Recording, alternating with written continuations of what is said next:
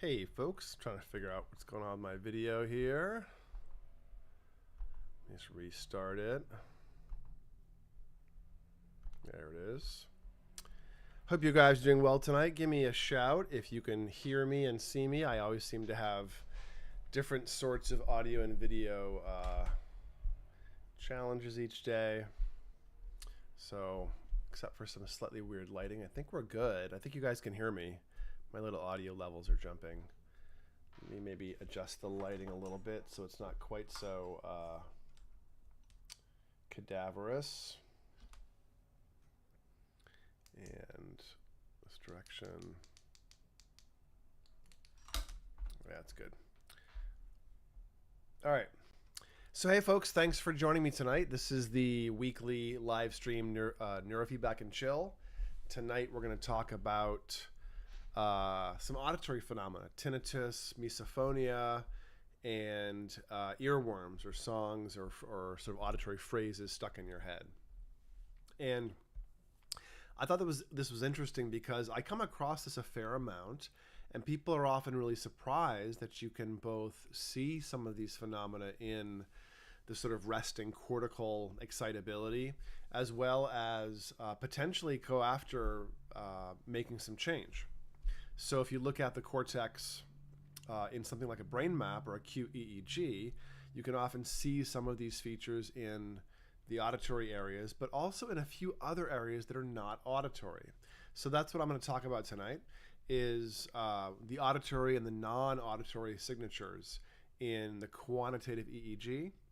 And again, this is Neurofeedback and Chill, weekly live stream. So let me set myself up for a neurofeedback session, and then I shall dig into the topic a little bit. So let me first clear the show title and put myself someplace where I'm not going to be in the way, and I can look up and let's see, select my client ID, and then let's do a plan. We'll do something simple and just do a single channel tonight. Delete these two, so we're left with a C4. Let's do A1 instead of A2. 12 hertz is fine. Let's do it for 15 minutes. So what I'm doing is setting up a 15-minute training session of a single channel of training, C4 on the right-hand side of my head minus the left ear, called A1. And that helps with a bunch of things broadly. It can help with a lot of executive function things, but also help with some sensory and some inhibitory tone types of things, which is why I'm doing it appropriate for tonight. Hey, Radar Ashwood, thanks for joining us tonight. How are you doing? I see a few people trickling in. If you guys could let me know if you can hear me, that'd be great, so I can make sure I'm not talking to a dead mic. Whoops, let me put that back in place.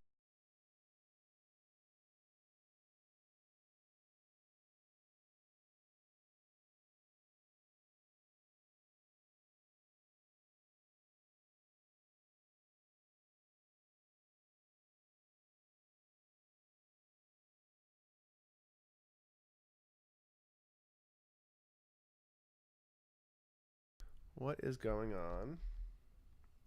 Looks like my microphone thingy is blocking OBS. Let me just quickly get the OBS working.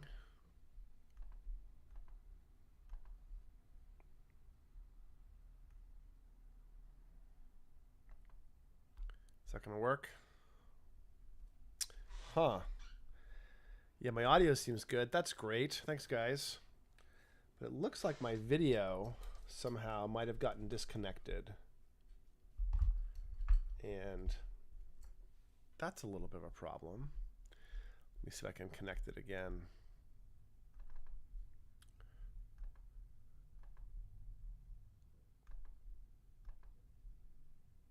There we go. Thanks for putting up with my technical challenges per usual. And thanks for the confirmation on audio, guys. Hey, Troy Pierce, how you doing tonight? Nice to see you. All right, so I think my computer is stuttering a little bit. I'm not sure why. But I will press on. I think my video might have come back, and then there's just a lag here. Let me know if you guys don't see a video popping up. Put it up in this upper left-hand corner. All right. Glad you guys are doing well. Let me set myself up. So I have some neurofeedback electrodes right here, little silver wires. And what you do is you hook them up and stick them to your head. So I'm assuming my video's back. You guys can let me know. I think it is. But I'm taking basic silver wires and covering them with electrolyte paste, which is a tacky conductive paste, and hanging them off my head so my ears are easy enough to find. People every so often ask me if it matters where on the ear things are connected. It doesn't really.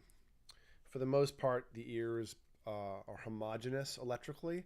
They're not neutral electrically, but they are somewhat homogeneous, meaning they're not generating much electricity. So when they pick up electricity from the temporal lobe, they kind of smear it out, and you end up with this sort of averaged electricity on the earlobe.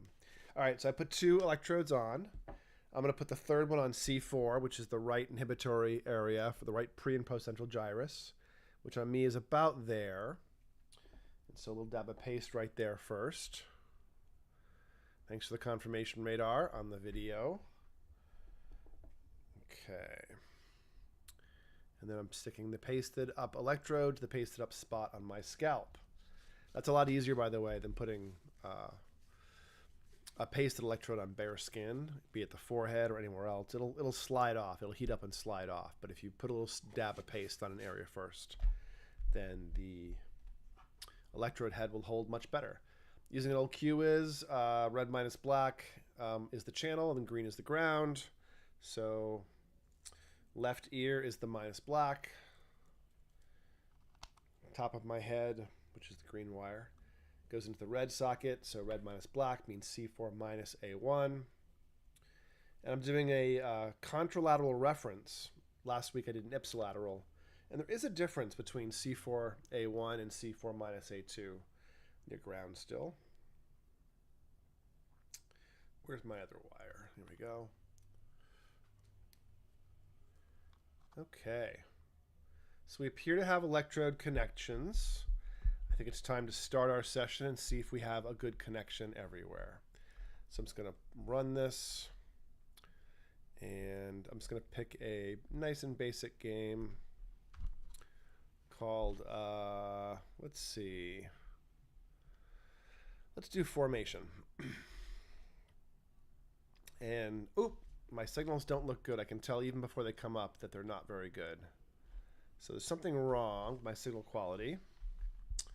And it could be the wrong socket. It could be the wrong, let's see. Okay, there we go. So you see how that we have a much more stable signal now than we did a second ago? That was me tightening up the wires and the sockets. Oh, it's happening again. My amp's at an angle. Maybe that's it. Let's see. The wires are a little bit stretched, and there may be a broken wire that I'm able to fix by keeping it in the middle of the socket. Yeah, I think that's noisy but decent. So let's do a little bit of scaling to make sure I'm scaling it up to 50 microvolts, which will pull the size of the signal down a little bit. And that'll mean that I'll get a bit of a filter to make it hang out in the middle of that range better. There we go. So now in just a couple seconds, I went from the world's worst AEG signal to a halfway decent signal. So that I can fix. Streaming on OBS, random video issues, auditory issues, I don't know. Those might defeat me at times. But I can get an EEG signal going. All right, so let us kick off the session. You can see I have 3 bands below me, 4 to 7 hertz, 12 to 15, and 22 to 34. Those are being filtered out of the raw trace. The signal coming off my head is in the top of the screen. You can see when I move, it moves a little bit. Also, it puts a red line through that signal in the raw trace, meaning it clipped out the signal. That's why there's a gap in the 3 filtered bands below. In Eager, it automatically filters out the artifact of the noise.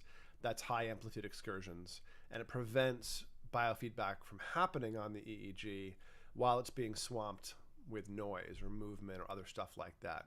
So it briefly clips out. That's called the artifact threshold. And I like to start with my artifact threshold at about twice where my signal is. It's gone quite a bit below that because I'm sitting still now. So let me change it a little bit. So my artifact threshold is now, let's put it at 100. 100's fine. That'll catch blinks and things if they're near the,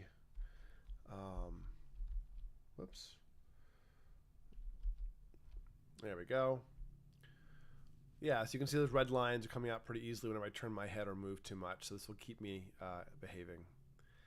So, and besides, I'm on a single monitor tonight, and so I don't have a game screen set up separately to show you. I can show you the game in action, though. Let me first kick off the session. That's F5. Okay, now it's beeping.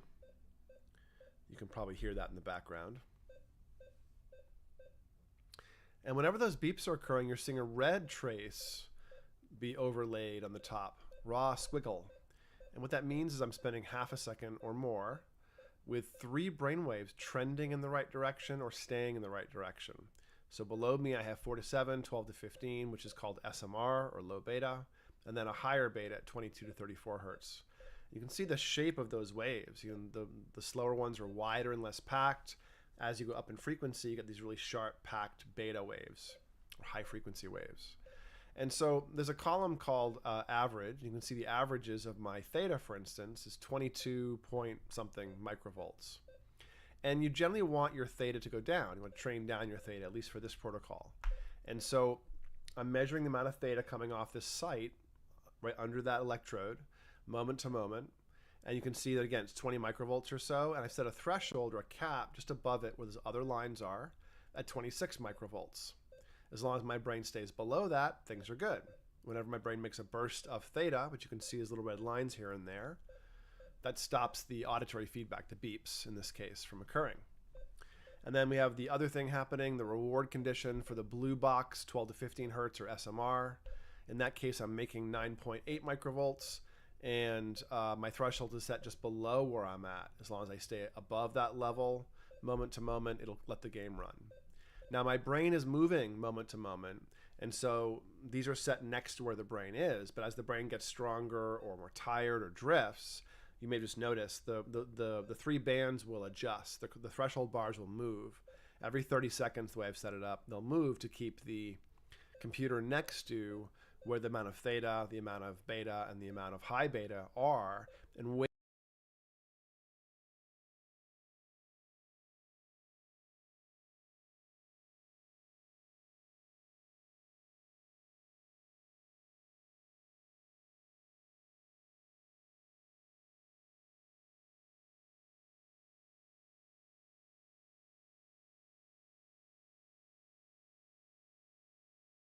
Okay, so I'm freezing there.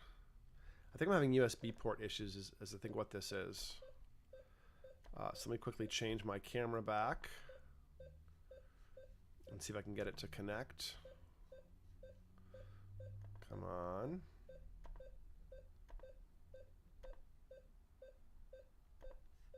I mean, at least we're training. We're cranking here. There we go. Got my camera back. So cranking along here. Audio's back as well, Joe Barr. Thanks.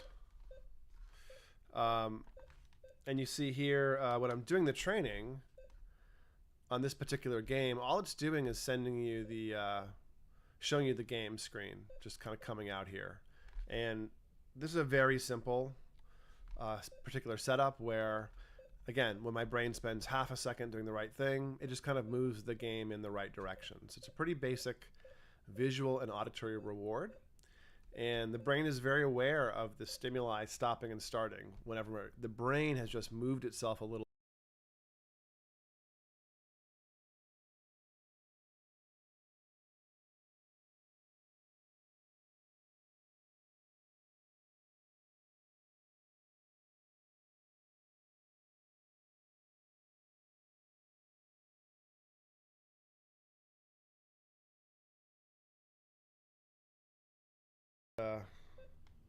Yeah, I think it's my USB is having some issues on this computer because it seems like it's bringing the driver up for the headphones and things. Bear with me if you would. And let me... Also, Eager can be a little taxing with the visual drivers, so it's plausible that Eager is taking over as well. So let me first leave it on the proper training screen. And then I'll get my camera working one more time.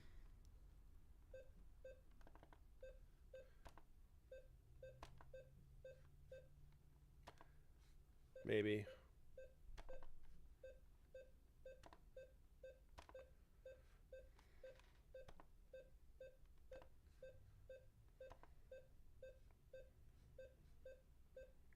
Seems like the camera's taken an extra step.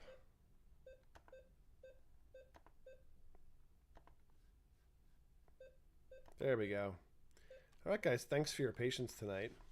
If I freeze up again, it's, I don't know. I'll just keep restarting the camera.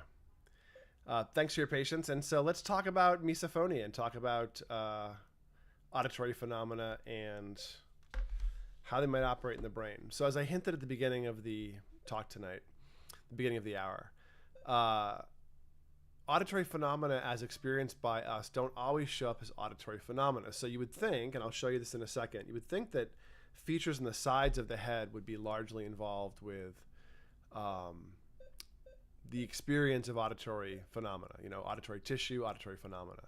Let me back up a little bit and maybe explain or define misophonia, tinnitus, and earworms. So misophonia is a pretty common phenomena to some degree or another. So is tinnitus or tinnitus if you're American. So I have a lot of European clients, so I tend to say the tinnitus as if I'm cultured. Tinnitus is a ringing in the ears that tends to last. It can have many forms, but that's the general shape of it. And misophonia is sort of like aversive irritability to sound, certain sounds. One example that we all tend to have a little bit of is something like the nails on chalkboard experience, where we can't handle that particular sound. But misophonia goes a step beyond that, where people become enraged by small little sounds in the background, like water dripping or clocks ticking, or a really common one is somebody chewing. So I believe there are spouses in prison for killing their spouse because they chewed too loud from misophonia. It's a fairly common phenomena to be really bothered by small sounds. And the third one was earworms, which is songs getting stuck in your head, little jingles, little parts of songs, actual whole songs, even little conversational phrases can get kind of stuck in your head and be a little bit like of a recurrent phenomena. So these are all auditory, and yes, they do have some auditory involvement, auditory tissue involvement, but they're more complex than that. In all those cases, let me think, tinnitus, misophonia, and earworms. Yeah, in all those cases, it's very common to have not just the auditory tissue, which is in this case the integrating tissue, sort of more behind the ears, as well as the front middle of the head, the front midline, the anterior cingulate involved. And you'll see this across different sort of complaints and presentations. So you don't know looking at a brain map necessarily if you're looking at an auditory phenomena, a vestibular phenomena, which is balance, or anxiety if it's front midline. You know, you can't necessarily tell. I'm getting a pretty strong effect already from this neurofeedback. I'm pretty sensitive, but really feeling it. I fasted for the past 24 hours and just had a little coconut water. So maybe it's a blood sugar shift as well, but ooh. Neurofeedback can make us tired, make us hungry. Many people feel a little bit of hunger during it. It probably takes a little bit of energy.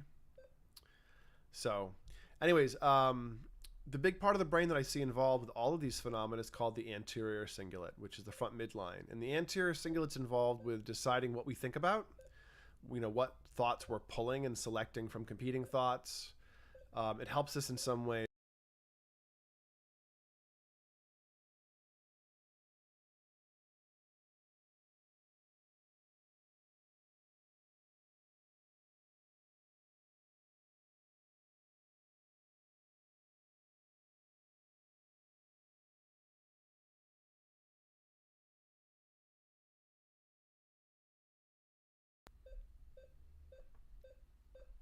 Let's turn off that camera. Interesting. It's like the camera doesn't turn off. Anyways, the left and right approach versus avoid system have to be reconciled, and the way we do that is by sort of the anterior cingulate selecting what it is we want to think about. And so literally the front midline, part of its job, sorry, my camera's just not behaving right now. I think I'm having competing driver issues as well. Let's close that. Let's open that. You guys are super patient. Thank you so much.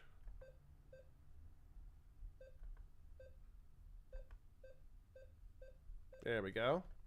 All right. Thanks for the confirmation that audio is back. So anterior cingulate, front midline, selects what we're thinking about, but it also holds our attention on things in some ways. And so you really can think of the anterior cingulate as being the project manager, the CEO of the brain. And so this is why I think it's involved with holding the attention on things. And you also can have the anterior cingulate cramp up super hard in beta waves. I did a whole live stream on the cingulates themselves that I'll make the end card of this video.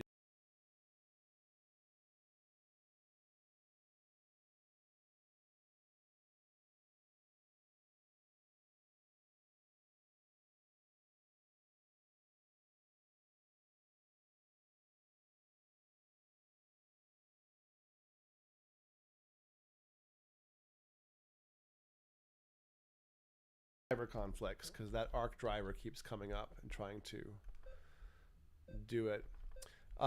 So as you have to reconcile these two left and right, that is among the things that the anterior cingulate does. And it has failure modes, and the failure modes, if you can think about it as cramps, if you will. And those cramps can be a stuck phenomena. And often we'll see that in things like OCD. You know, having obsessive thoughts or intrusive thoughts is a function or a cramp of the anterior cingulate. So when that anterior cingulate gets really, really stuck in high gear, we start selecting the same thoughts or the same ideas. Let me actually do this. Let me just stop eager just to avoid interruptions, just in case it is a function of eager in the background grabbing the video driver.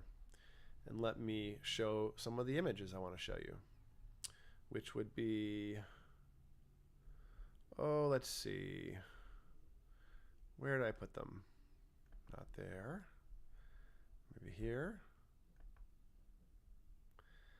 Should be an application capture. I know I did it. Huh, that's so strange. It looks like, here, I'll just add a new one.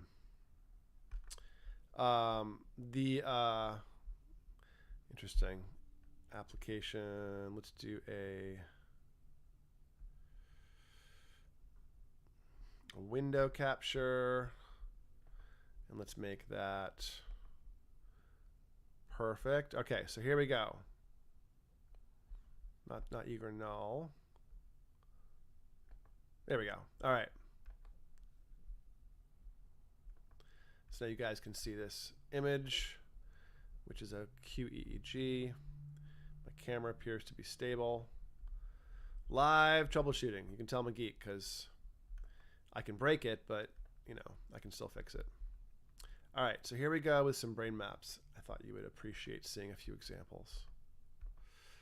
The map I have on the screen is a Laplacian measurement, meaning small patterns in the head are being emphasized, looking at the bell curve differences compared to typical for somebody with tinnitus, pretty intense tinnitus.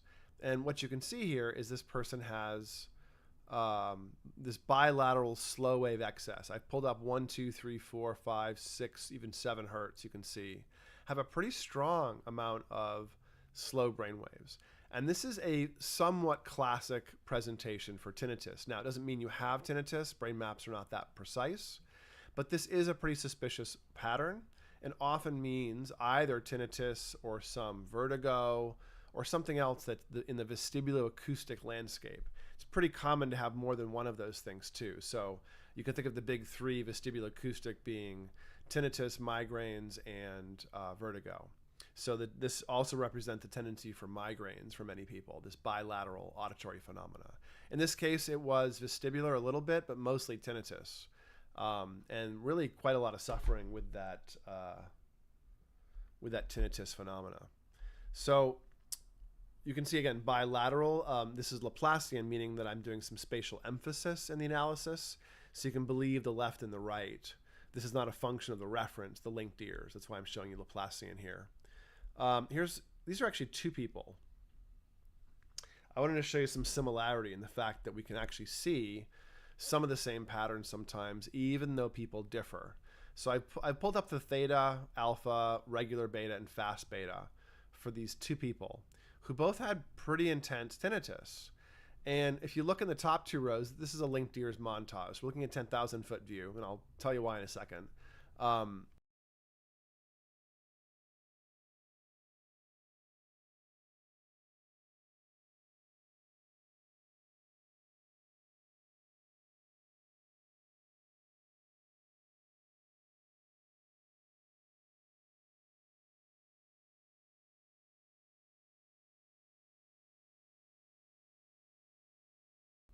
Is showing up differently here than it did for the last person. So we ended up with the last person having, what was it, a bilateral delta mostly with a little bit of theta. And here we have somebody with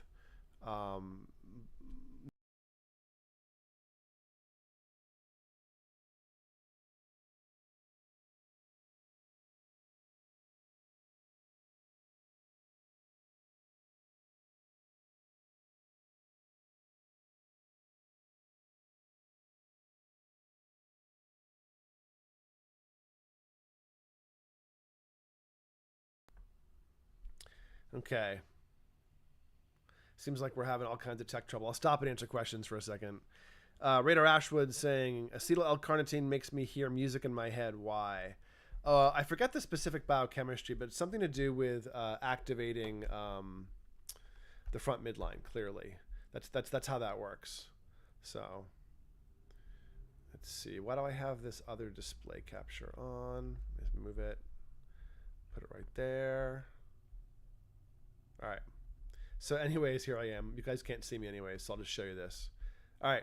So these two people have a lot of theta in the front midline, and they also have beta on the front midline. So what we're really looking at here is not so much the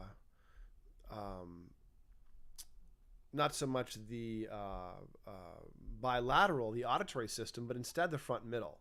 So you can see we have the front middle really lit up in theta, which means it's disinhibited, but also in beta, which means the gas pedal is pretty strong. And this can really get in the way for some people. And so we want to think about how that can operate. But for both of these people, it was a fairly large amount of tinnitus as the primary symptom. And if you look again, not much auditory, but look in that fourth row. You see how we have that fourth row with some lines? That's called coherence. And what we're looking at is hypercoherence or over-connectivity compared to typical. And it's much more obvious in the person who's on the left, but there's some hypercoherence behind the right ear, meaning the beta waves are very strong as they come off the back right side. So you can see we have this back right feature. Also, we have some theta back there. This person has a little bit of low phase lag. In a different page, and here we have some low coherence. So it's a similar part of the brain, not quite as obvious. Here it's obvious in amplitudes instead. It's a little bit obvious in low power beta right here, but it's the same regions of the brain. And so what we're looking at is the front midline and the right tempoparietal junction, the right TPJ. And the right TPJ's job is to sort of be an integration point and bring the world into the mind. And in this case, what you're seeing in those connectivity patterns is that the right TPJ is talking to the anterior cingulate, and it's kind of stuck in high gear. And when that happens in beta, we tend to get misophonia. We tend to get this irritable hyperfocus on sounds.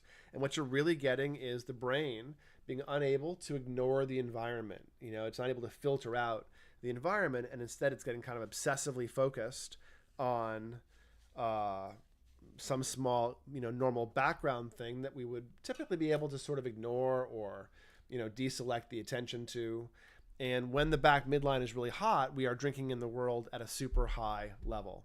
And that can be really uncomfortable, and it can produce a lot of sensory irritability that's not just misophonia. And it can also produce some social irritability as well. So if you have a lot of irritability to sound or even some social anxiety, sometimes that back midline combined with the front midline are the reasons why. Joe Barr saying, I nearly always wake up in the morning with a song hook or verse looping in my head.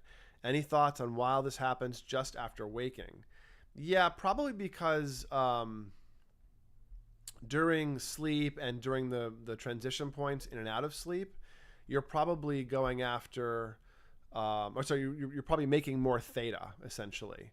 And what that can do is create this disinhibited mode where it's difficult to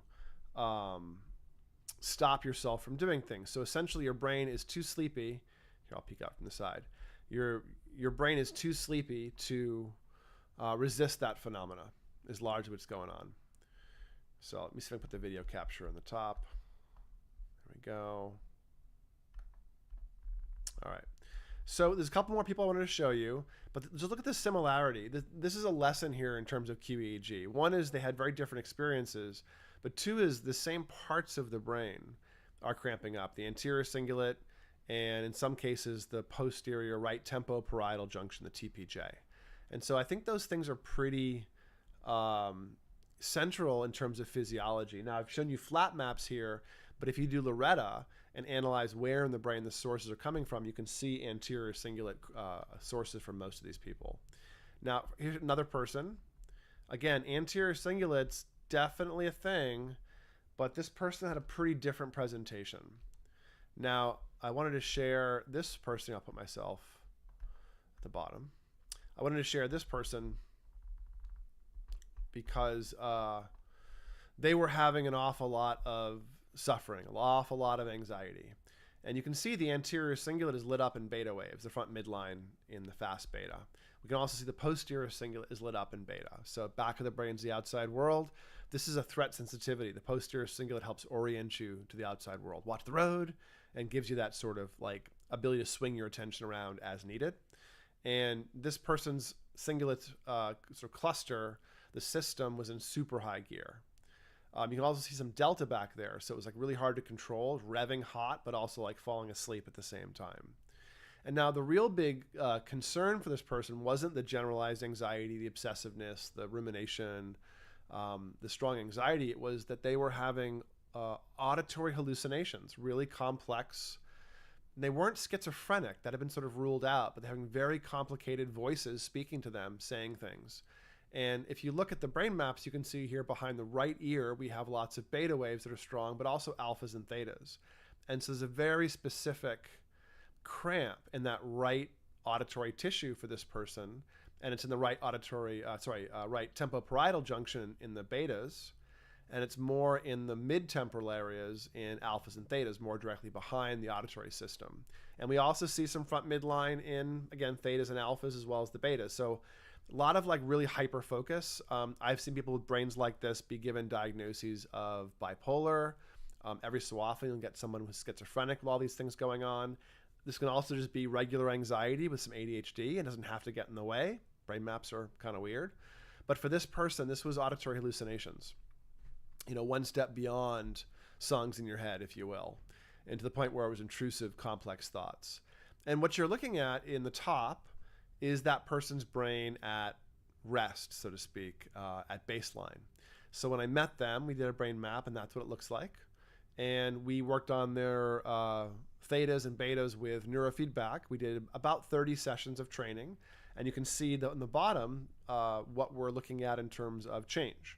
So we made a couple of standard deviations of change, very strong changes in anxiety and executive function or attention control, very strong changes in sleep, and mostly solid control over the auditory hallucinations. Not completely, but mostly. So when you would see someone like this, you wouldn't know for sure they're having intrusive auditory or sensory, but it becomes sort of a hypothesis. And in this case, it mattered a fair amount. So Joe Barr, look at your brain maps, look at your front midlines, and see what you're doing, what you're working with in terms of excess theta or beta. Ask me if you need extra help analyzing, but you can look at the 1 Hz wide bins in most QEEG analyses, where you can sort of see, which individual frequencies are sticking out, and that'll give you a little bit of extra analysis to figure out what you might want to target if it's not obvious. Also look at relative power. Sometimes relative power will jump right out, just like the connectivity patterns, and that'll tell you in some ways which main sites might be involved. But those songs in the head are definitely a front midline kind of auditory tic almost. Kind of like a low-key version, if you will, of OCD. There's another phenomena, though, behaviorally that shows up when you have a lot of theta on the front midline. There's a couple, actually. Another big one for people is biting your nails. Really aggressive, like involuntary nail biting is a thing that can come from having the anterior cingulate in high gear. And if you have the anterior cingulate and, again, the right tempoparietal coupled together, as I mentioned, that can be one of the flavors of tinnitus, one of the ways that tinnitus presents with this like hyper focus, but it's on the sound. Well, those two clustered areas or connected areas can be involved in two other sort of related phenomena that might make sense to you once I explain them. On the face, you wouldn't think they're related, and those are agoraphobia and claustrophobia. Now, if you aren't familiar, agoraphobia is this sort of like fear of leaving the house, fear of open space, and claustrophobia is the fear of being enclosed. But in both cases, what's happening is the environment is pressing on the back right area, which is supposed to integrate the world into the mind and the brain, and then the anterior cingulate gets stuck on that sensation of the environment being stressful. And so you can get everything from claustrophobia to misophonia to tinnitus to social anxiety from that kind of co-activation of those regions. And again, they have different failure modes, different cramp modes they go into. Both of those areas can make cramps or get stuck making too much theta, too much lubrication where they can't be shut off. That's the more common earworm or nail biting phenomena. They can also make too much beta, get stuck in high gear. That's the more intrusive, obsessive kind of stuff.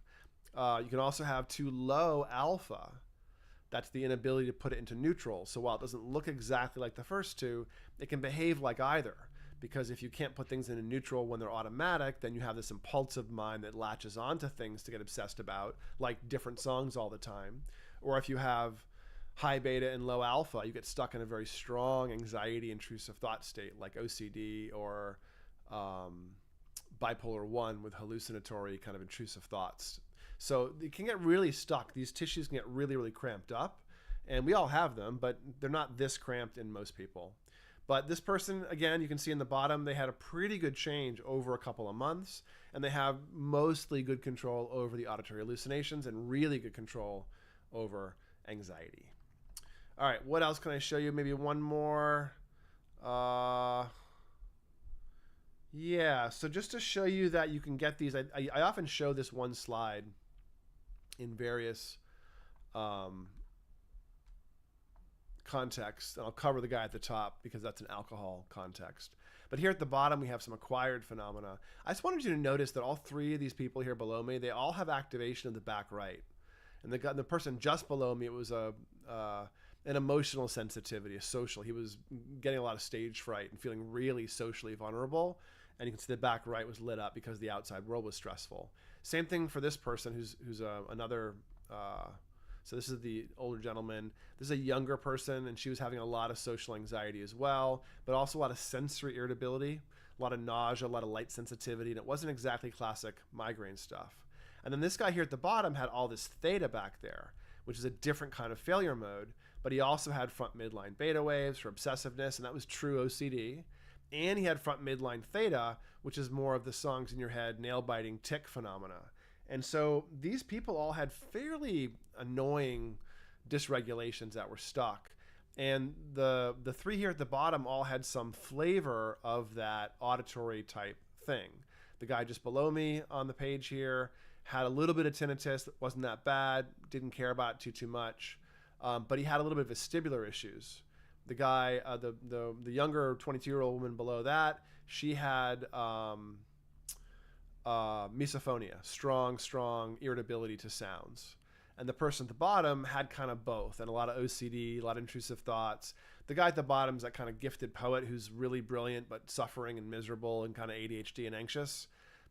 Really high-powered brain, but a sports car burning oil. So all these people, you can see they changed their brains in a couple of months with neurofeedback and had a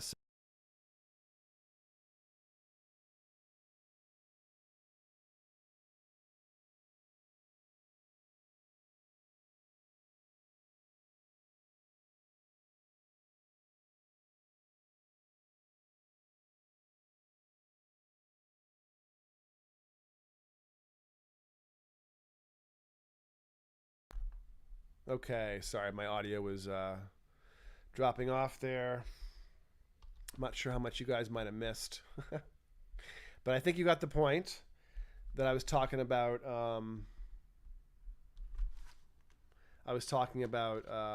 The anterior cingulate here of these people being sort of the crampy resource. So, all right, let me answer some questions before my camera decides to crash the computer one more time. I can see my audio is relatively stable. And whoops. Let me go back in there. Okay.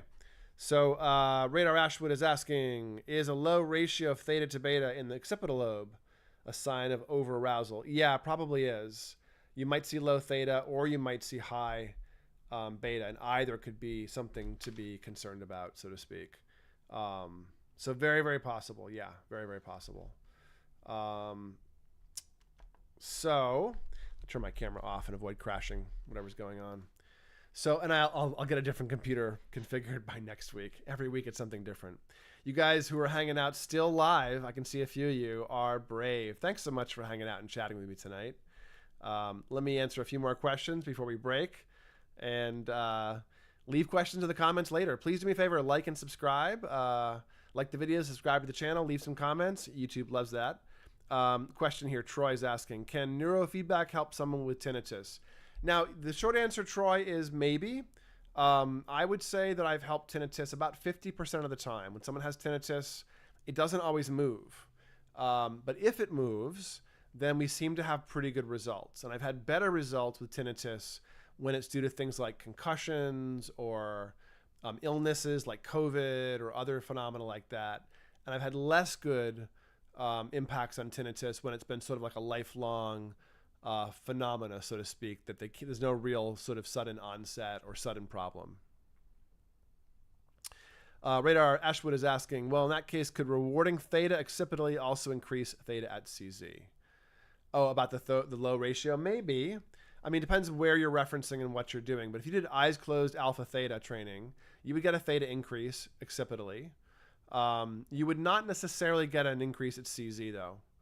You'd have to train it specifically, I would think. If it's already really high at CZ all by itself, then yes, you would get some sort of swelling of the theta that's there.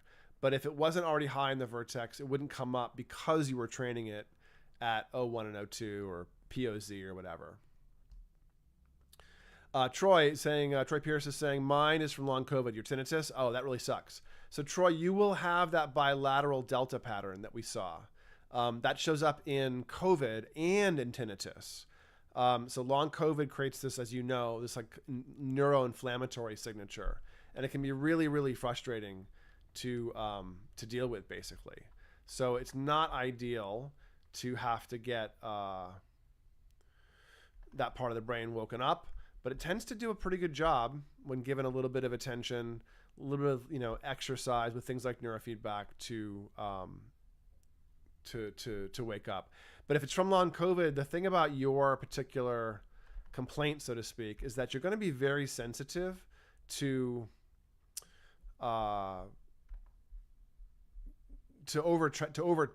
overdoing it, to taxing the brain, to feeling really fatigued, to making the brain fog come up a little bit. It's going to be fairly easy for you to fatigue yourself. So if you're doing neurofeedback, you should be very cautious.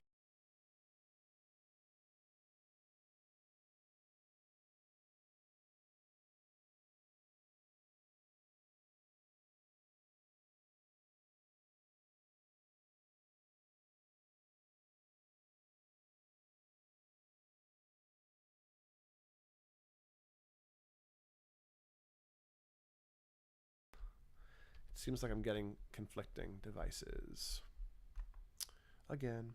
All right, so I'm not going to bother fighting my way through the USB stuff anymore, guys. I apologize for not looking at you tonight, but that's okay. You can look at my smiling face next week. Radar Ashwood's asking how to improve hearing with neurofeedback. Well, I mean, you can improve sensory discrimination and things, but hearing itself, if there's acuity issues, I don't know if you can really improve it. There is some evidence that plasticity brings up the tonotopic mapping specificity or the precision of the hair cells in the cochlea. So there's some evidence that biofeedback can retune hearing, but I don't think it's well established. Oh, I skipped Joe Barr. Joe Barr, I think you mentioned vertigo, as related to these auditory issues. Sure. Can vertigo or motion sickness be affected with neurofeedback? Yeah, both. Generally, vertigo is well impacted by neurofeedback, well stabilized, as is motion sickness. That's more of a sensory integration thing. So both of those tend to respond pretty well to neurofeedback, yeah. That'd be temporal training, Joe Barr, like T5 minus T6.